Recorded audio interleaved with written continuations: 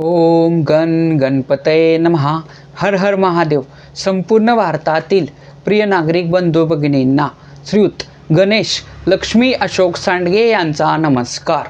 प्रिय बंधू भगिनींनो, शेअर बाजार गणेशवाणी चॅनलद्वारे सर्व बंधू भगिनींना गुंतवणूक साक्षर करण्याचा माझा हेतू आहे. तरी ज्या बंधू भगिनींना शेअर बाजार गुंतवणुकीतून श्रीमंत होण्याची मनापासून इच्छा आहे, शेअर बाजार गुंतवणुकीचे ज्ञान मोफत हवे आहे, अशा बंधू भगिनींनी अजूनही आपले चॅनल सबस्क्राईब केलेले नसल्यास लगेच करून बेल आयकॉन म्हणजेच घंटीचे बटन दाबावे ही विनंती. प्रिय बंधू भगिनींनो, आपल्या संपूर्ण मार्केटमध्ये सुमारे 5,500 कंपन्या आहेत. परंतु 5,500 कंपन्या जरी असल्या तरी त्या कंपन्यांपैकी सर्वच कंपन्या गुंतवणुकीसाठी योग्य किंवा उत्तम नसतात. तर मित्रांनो, आपण सध्या आपल्या मार्केटमधील मार्केट कॅपिटलनुसार क्रमाने कंपन्यांचे 6 मुद्दे असलेले व्हिडिओ बनवत आहोत व ते 6 मुद्द्यांवरून त्या कंपनीचा गुंतवणुकीसाठी योग्य, अयोग्य किंवा उत्तम असा निष्कर्ष आपण काढत आहोत. तर मित्रांनो, आपण 6 मुद्दे पाहून त्यावरून ते कंपनीचं विश्लेषण करत आहोत. तर त्यानुसार क्रमाक्रमाने आपण मागच्या व्हिडिओमध्ये रिलायन्स कंपनीच्या अभ्यासाचा व्हिडिओ बनवला होता. तर आज आपण HDFC बँक म्हणजेच हाऊसिंग डेव्हलपमेंट फायनान्स कॉर्पोरेशन ह्या कंपनीचा 6 मुद्दे पाहणार आहोत व त्या 6 मुद्द्यावरून ती कंपनी गुंतवणुकीसाठी योग्य आहे, अयोग्य आहे की उत्तम आहे असा निष्कर्ष काढणार आहोत. तर मित्रांनो, त्या अगोदर एक आव्हान, आपण सध्या जे व्हिडिओ बनवत आहोत ते व्हिडिओ ऑलरेडी मार्केटमध्ये असलेल्या बंधू भगिनींसाठी अत्यंत मार्गदर्शक ठरत आहेत. परंतु मित्रांनो, ज्या बंधू भगिनींना शेअर बाजार म्हणजे काय हेच अजून माहीत नाही, त्यांच्यासाठी आपण शेअर बाजार म्हणजे काय, इथपासून शेअर बाजारात नवीन येण्यासाठी कोणत्या बाबीची पूर्तता करावी लागते याचे आपण म्हणजे शेअर बाजार अभ्यासक्रमाचे क्रमशः व्हिडिओ बनवणार आहोत. परंतु त्यासाठी अगोदर आपल्या चॅनलचे सबस्क्रायबर वाढणे अत्यंत गरजेचे आहे. तर मित्रांनो, तुम्हाला एक आव्हान की आपल्या चॅनलवरील सर्व व्हिडिओ पहा, सबस्क्राईब केलेले नसेल तर करा. तसेच आपल्या बंधू भगिनींना, आप्तेष्टांना, मित्रमैत्रिणींना आपल्या कंपनीचा आपल्या चॅनलवरील सर्व व्हिडिओ शेअर करा. तसेच जास्तीत जास्त सबस्क्रायबरची संख्या वाढवा ही विनंती. तर मित्रांनो, कोणत्याही कंपनीचा अभ्यास करताना प्रथम मुद्दा पाहणे अत्यंत गरजेचे असते, तो म्हणजे त्या कंपनीचे नाव व सेक्टर.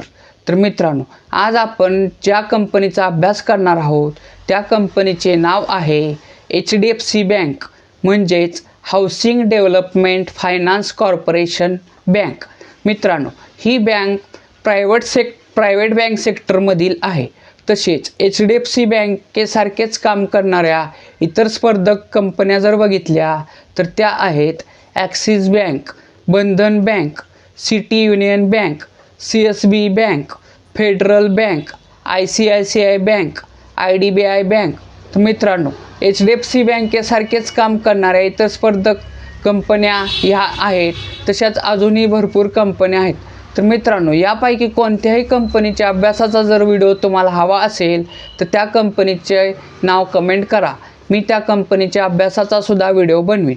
मित्रांनो, दुसरा मुद्दा म्हणजे कंपनीच्या अभ्यासासाठी आवश्यक असणारा दुसरा मुद्दा म्हणजे त्या कंपनीची करंट व्हॅल्यू म्हणजे काय तर चालू किंमत.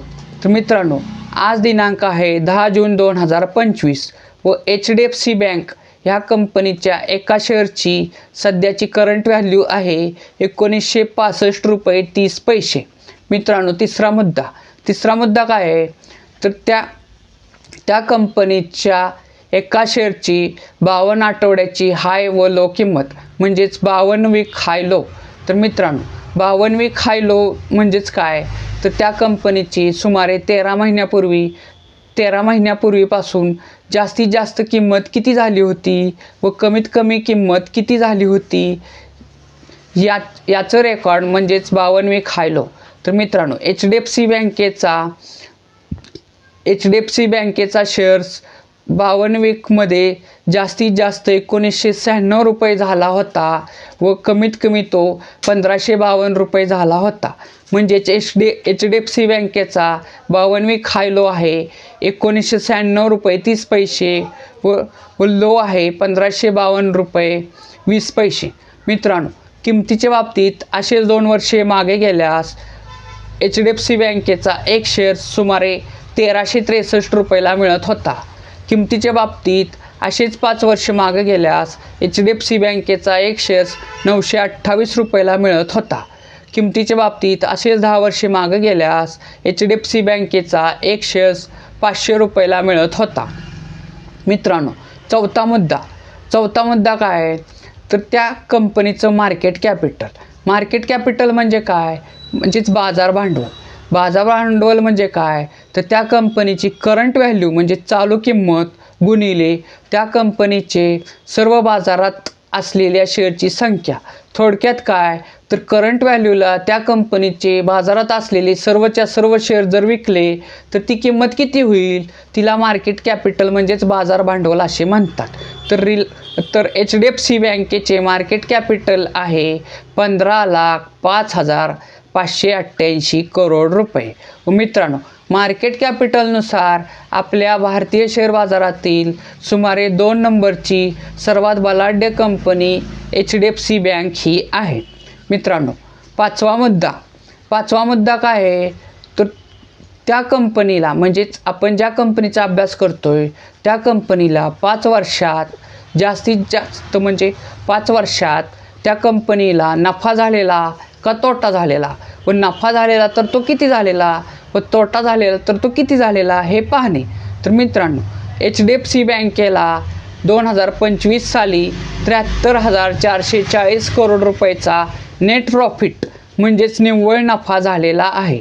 2024 साली तोच नफा 65,447 करोड रुपये झाला होता. 2023 साली 46,149 करोड रुपयाचा एच डी एफ सी बँकेला नेट प्रॉफिट झाला होता. 2022 साली 38,151 करोड रुपयाचा नेट प्रॉफिट झाला होता. 2021 साली 31,857 करोड रुपयाचा नेट प्रॉफिट झाला होता. मित्रांनो, सहावा मुद्दा काय आहे तर त्या ज्या कंपनीचा आपण अभ्यास करतोय त्या कंपनीचा शेअर होल्डिंग पॅटर्न पाहणे. शेअर होल्डिंग पॅटर्न म्हणजे काय तर त्या कंपनीचे जे बाजारात शेअर्स आहेत तर ते कोणत्या घटकाकडे किती टक्के आहेत ते पाहणे. म्हणजे त्या कंपनीचे कोण मालक किती टक्के आहेत हे पाहणे. तर मित्रांनो एच डी एफ सी बँकेचा शेअर होल्डिंग पॅटर्न जर बघितला तर त्यामध्ये FII म्हणजेच फॉरेनर इन्स्टिट्यूशनल इन्व्हेस्टर म्हणजेच विदेशी गुंतवणूकदार संस्था तर त्यांचा हिस्सा एच डी एफ सी बँकेत सुमारे 41.81% आहे. मित्रांनो, पुढचा मोठा जर शेअर होल्डर बघितला एच डी एफ सी बँकेतला तर तो आहे DII म्हणजेच डोमेस्टिक इन्स्टिट्यूशनल इन्व्हेस्टर म्हणजेच घरेलू गुंतवणूकदार संस्था. तर त्या मित्रांनो, घरेलू गुंतवणूकदार संस्था म्हणजेच DII मध्ये कोण येतं तर मोठमोठ्या बँका, इन्शुरन्स संस्था तसेच म्युच्युअल फंड संस्था. तर मित्रांनो, हे पूर्ण अभ्यास करूनच त्या कंपनीत पैसे गुंतवत असतात. तर त्यांचा आपल्या एच डी एफ सी बँकेत सुमारे 31.4% हिस्सा आहे. मित्रांनो, पुढचा मोठा गुंतवणूकदार आहे एच डी एफ सी बँकेतला तो म्हणजे पब्लिकचा हिस्सा सुमारे 10.73% आहे. तसेच मित्रांनो, एक महत्त्वाचे एच डी एफ सी बँकेमध्ये प्रोमोटर म्हणजेच प्रवर्तक, थोडक्यात त्या कंपनीचे मालक, तर त्यांचा हिस्सा एच डी एफ सी बँकेत 0% आहे. म्हणजेच प्रमोटरकडे एच डी एफ सी बँकेचे काहीही शेअर्स नाहीत. तर मित्रांनो, एच डी एफ सी बँकेच्या अभ्यासासाठी आपण 6 मुद्दे आत्ता बघितले. तर ह्या 6 मुद्द्यांवरून निष्कर्ष काय निघतो? निष्कर्ष क्रमांक 1, मित्रांनो, एच डी एफ सी बँकेला 2021 साली 31,857 करोड रुपये नेट प्रॉफिट झाला होता.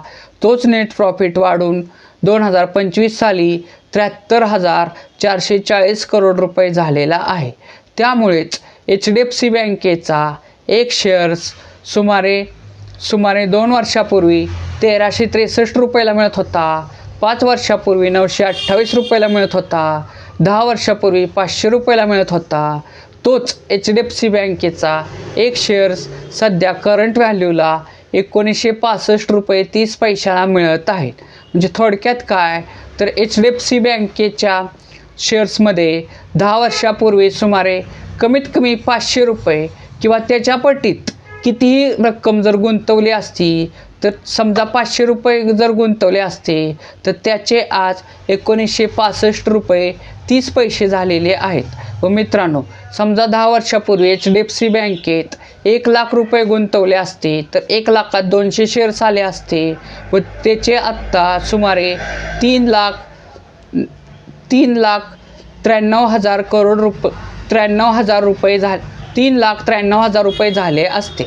म्हणजेच मित्रांनो, HDFC बँकेत 10 वर्षापूर्वी 500 रुपये गुंतवले असते तर त्याचे 1965 रुपये व 1 लाख रुपये गुंतवले असते तर त्याचे 3,93,000 रुपये झाले असते. तर मित्रांनो, निष्कर्ष क्रमांक 2. मित्रांनो, HDFC बँकेचा शेअर होल्डिंग पॅटर्न जर बघितला तर त्यात FII, DII यांच्याकडे सुमारे 41% व DII-कडे 31.4% हिस्सा आहे. म्हणजेच काय तर HDFC बँकेचे सध्या मालक हे FII व DII आहेत. तर मित्रांनो, प्रमोटरकडे HDFC बँकेचा काही हिस्सा नाही. म्हणजे प्रवर्तकांकडे HDFC बँकेचा 0% हिस्सा आहे. मित्रांनो, निष्कर्ष क्रमांक 3. मित्रांनो, HDFC बँकेच्या अभ्यासाचे 6 मुद्दे पाहिल्यानंतर निष्कर्ष निघतो की HDFC बँकेला 2021 पासून जरी नेट प्रॉफिट वाढत असला तरी आत्ता वर्तमान काळात जर बघितलं तर HDFC बँकेचे जर शेअर होल्डिंग पॅटर्न जर बघितला तर त्यामध्ये प्रमोटरचा हिस्सा काहीच नाही. त्यामुळे HDFC बँक ही गुंतवणुकीसाठी जरी योग्य असली तरी उत्तम नाही.